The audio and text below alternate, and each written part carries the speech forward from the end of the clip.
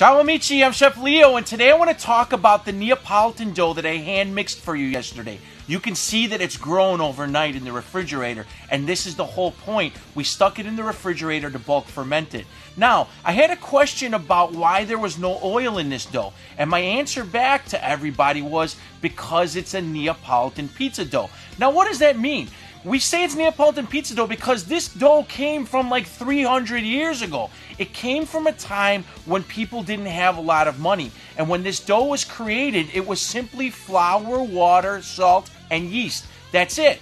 Olive oil was a commodity at that time. It was very expensive. So people that were producing olive oil weren't using it as much as selling it or using it for barter and trade. So if we put it inside of the dough, it would have raised the cost of this pizza, making it maybe not affordable to the general masses. So there was never any olive oil put into this dough.